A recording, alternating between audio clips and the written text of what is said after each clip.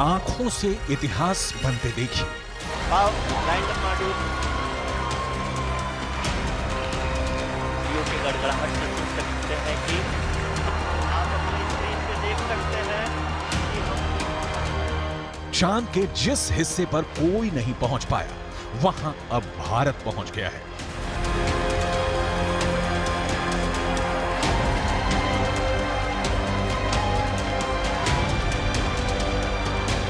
चांद के जिस टुकड़े को अभी तक किसी ने नहीं देखा, उसे इसरो ने दुनिया को साक्षात दिखा दिया है।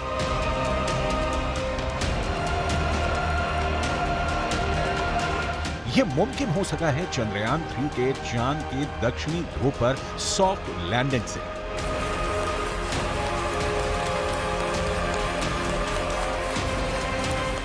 चंदा मामा बहुत दूर के हैं, अब एक दिन वो भी आएगा जब बच्चे कहा करेंगे, चंदा मामा बस एक टूर के हैं। अद्भुत,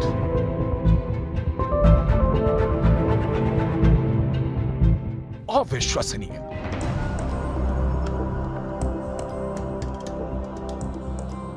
अकल्पनीय।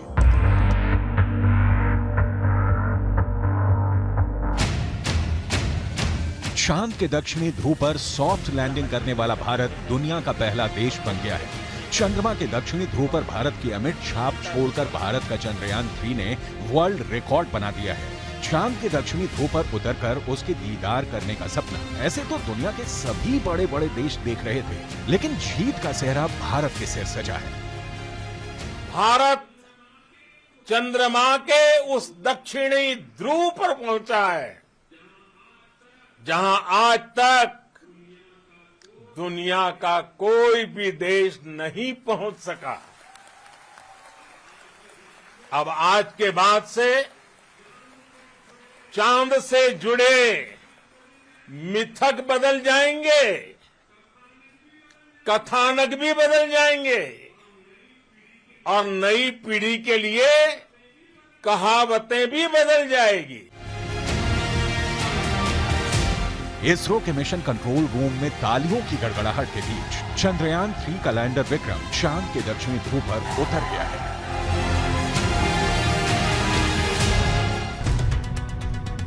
इसरो के मुताबिक चंद्रयान 3 के 3 अहम मकसद हैं। पहला, विक्रम लैंडर की चांद की दक्षिणी सतह पर सुरक्षित और सॉफ्ट लैंडिंग। दूसरा, प्रज्ञान रोवर को चांद की सतह पर चलाकर दिखाना। तीसरा, वैज्ञानिक परीक्षण करना।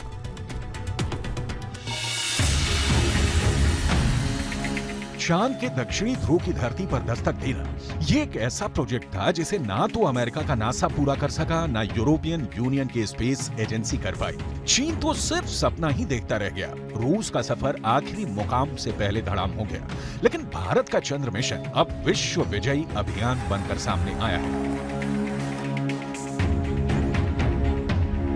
धरती से 3,84,000 किलोमीटर की दूरी तय करके चंद्रयान 3 का लैंडर विक्रम चांद के उस दक्षिणी ध्रुव पर पहुंच गया है जो रहस्यों से भरा है, जिसके सच से अभी पूरी दुनिया अनजान है। भारत के उदयमान भाग्य के आह्वान का है। अमृत काल की प्रथम प्रभा में सफलता की ये अमृत वर्षा हुई है। हमने धरती पर संकल्प लिया और चांद पर उसे साकार किया। और हमारे वैज्ञानिक साथियों ने भी कहा, India is now on the moon. आज हम अंतरिक्ष में नए भारत की नई उड़ान के साक्षी बने हैं। नासा का दावा है कि चांद के दक्षिणी ध्रुव पर बर्फ है। कई तरह के प्राकृतिक संसाधन भी हो सकते हैं, लेकिन दुनिया अब तक हकीकत से वाकिफ नहीं है। लेकिन अब विक्रम लैंडर के साथ गया प्रज्ञान रोवर इसे मुमकिन कर देगा। प्रज्ञान रोवर और विक्रम लैंडर 14 दिनों तक चांद के दक्षिणी ध्रुव के हर रहस्य से पर्दा उठाएंगे। नासा का मानना है कि चांद के दक्षिणी ध्रुव का बड़ा हिस्सा ऐसा है जहां सूरज की किरणें नहीं पड़ती। चांद के इस हिस्से में बड़े बड़े गड्ढे हैं जिसे अंतरिक्ष विज्ञान की भाषा में क्रेटर कहा जाता है। ज्यादातर गड्ढे ऐसे हैं जहां अरबों साल से अंधेरा है। नासा के मुताबिक गुप्त अंधेरे के बीच यहाँ बर्फ ही बर्फ जमा हो सकती है। चांद के दक्षिणी ध्रुव पर जमी बर्फ का विश्लेषण अब चंद्रयान 3 के विक्रम लैंडर के साथ गया प्रज्ञान रोवर करने वाला है।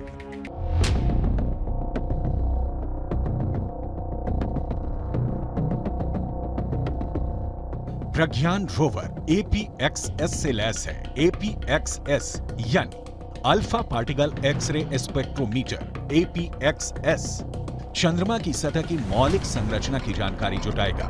ये चांद की सतह पर केमिकल और मिनरल का अध्ययन करेगा। वो चंद्रमा के दक्षिणी ध्रुव की सतह की रासायनिक संरचना का पता लगाएगा। वहीं रोवर में लगा लिप्स यानी laser induced breakdown spectroscope landing site के आसपास की चांद की मिट्टी और चट्टानों में मैग्नीशियम और एल्यूमिनियम जैसे रासायनिक तत्व किस अनुपात में मौजूद हैं, इसका विश्लेषण करेगा। रोवर जो डेटा इकट्ठा करेगा उसे लैंडर के पास भेजेगा। लैंडर उसे प्रोपल्शन मॉड्यूल के पास भेजेगा। प्रोपल्शन मॉड्यूल में एस बैंड ट्रांसपोंडर भी लगा है जिसका सीधा संपर्क इंडियन डीप स्पेस नेटवर्क के पास रहेगा। यानी जो सिग्नल लैंडर रोवर से मिलेगा उसे एस बैंड ट्रांसपोंडर भारत को भेजेगा। प्रज्ञान के काम की शुरुआत लेजर बीम के साथ होगी। लेजर बीम की मदद से रोवर चंद्रमा की सतह के एक टुकड़े को पिघला देगा। इस प्रक्रिया में मौके से जो गैसें निकलेंगी, रोवर उन गैसों का विश्लेषण करेगा। अंदाजा ये भी है कि चांद के दक्षिणी ध्रुव पर अरबों सालों से पानी बर्फ के रूप में जमा हो सकता है। अगर चंद्रयान 3 के रोवर ने इसकी पुष्टि कर दी तो चंद्रमा पर जीवन की संभावनाओं से जुड़े सटीक संकेत मिल सकते हैं। अगर संकेत सकारात्मक रहे तो चांद पर इंसानों की बस्ती बसाने का सपना भी साकार हो सकता है। बड़ा सवाल है, चांद पर कैसे बसेगी इंसानों की बस्ती? चांद पर बसे शहर का नजारा कैसा दिखेगा? क्या चांद की जमीन पर भी धरती जैसी फसल लहराएगी? क्या चांद की धरती पर खेती मुमकिन है?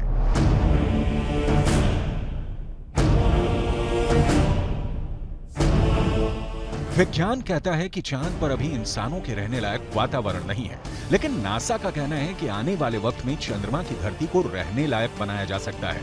लेकिन दावे के मुताबिक चांद पर बसने वाली बस्ती नहीं होगी सस्ती। अंतरिक्ष में चंद्रमा धरती का सबसे करीबी पड़ोसी पिंड है। पिछले 6 दशकों में इंसानों ने 100 से भी अधिक मून मिशन को अंजाम दिया है। सभी मिशन को कामयाबी नहीं मिली, लेकिन इन मिशन ने चांद को सबसे ज्यादा खोजा जाने वाला स्थान बना दिया और अब चंद्रमा पर जीवन की संभावनाओं की तलाश हो रही है।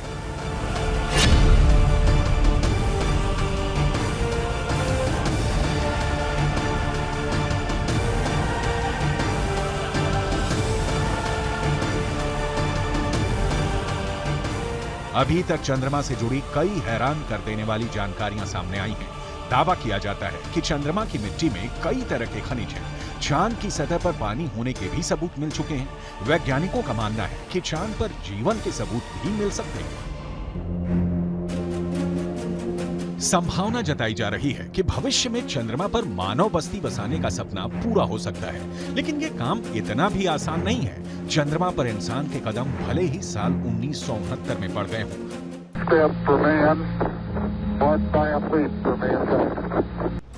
लेकिन कड़वी सच्चाई ये भी है कि 1972 के बाद से किसी भी अंतरिक्ष यात्री ने चांद पर कदम नहीं रखा।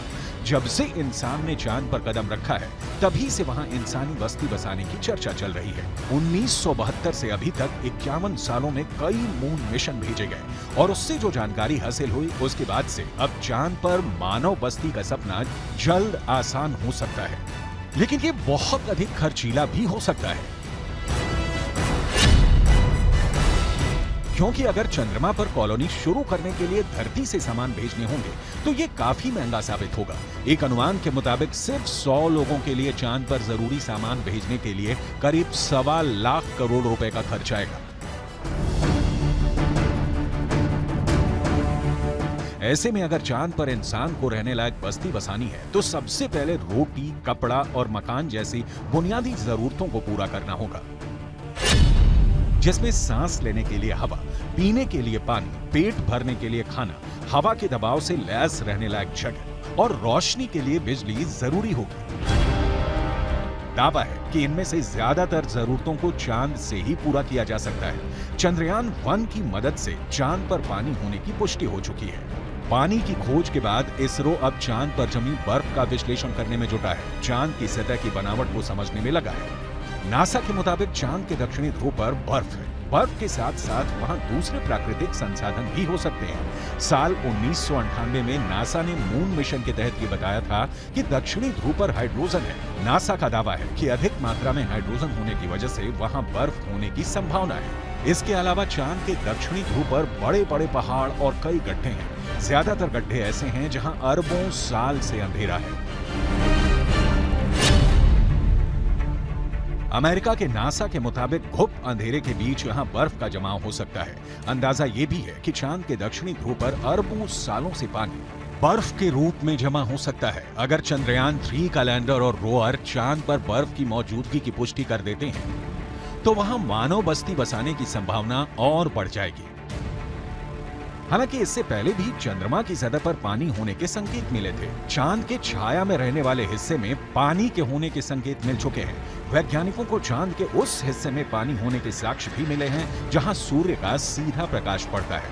ऐसे में अगर चंद्रयान 3 चांद के दक्षिणी ध्रुव पर पर्याप्त बर्फ होने की पुष्टि कर देता है तो चांद की सतह पर मौजूद बर्फीले पानी से इंसानों की बस्ती और चंद्रमा पर अर्थव्यवस्था के लिए आधार को तैयार करने में मददगार साबित हो सकती है।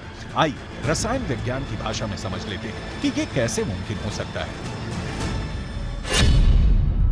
रसायन विज्ञान में बर्फीले पानी का रासायनिक सूत्र होता है H2O। पानी एक एक अणु में हाइड्रोजन और ऑक्सीजन 2:1 के अनुपात में मौजूद होता है, यानी पानी के एक अणु को हाइड्रोजन और ऑक्सीजन में तोड़ा जा सकता है। H2O = H2 + O2, यानी पानी की मौजूदगी में चांद पर सांस लेने के लिए ऑक्सीजन बनाना आसान है। वहीं पानी से हाइड्रोजन और ऑक्सीजन को अलग करके ईंधन के तौर पर इस्तेमाल कर सकेंगे। साथ ही साथ पानी से चांद पर बिजली भी तैयार की जा सकती है। साफ है, चांद पर मौजूद पानी कई समस्याओं का समाधान हो सकता है। पानी के इस्तेमाल से सिंचाई के लिए खेती का काम भी आसान किया जा सकता है, क्योंकि चांद पर इंसानों की बस्ती को लेकर रिसर्च कर रहे वैज्ञानिकों को तब बड़ी कामयाबी मिली थी जब चांद की मिट्टी में पौधे उगाए गए। अपोलो 11 मिशन के दौरान करीब 22 किलो सामान चंद्रमा से लाया गया था। इसमें तकरीबन 50 चांद के चट्टानों के टुकड़े और चांद की मिट्टी शामिल थी। शोधकर्ताओं को इस बात का बिल्कुल भी अंदाजा नहीं था कि चांद की धूल भरी मिट्टी में कुछ उग भी सकता है या नहीं। उन्होंने इसे एक प्रयोग के तौर पर लिया कि अगर अगली पीढ़ी में कोई चांद पर जाता है तो वहां पर कुछ उगा सकता है। जो नतीजे सामने आए उसने वैज्ञानिकों को चौंका दिया।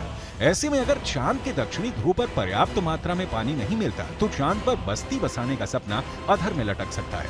यानी चांद पर सस्ती बस्ती बसाने में चंद्रयान 3 बहुत बड़ा रोल निभाने वाला है, जिसकी शुरुआत चंद्रमा के दक्षिणी ध्रुव पर भारत के धमाकेदार दस्तक के साथ हो चुकी है।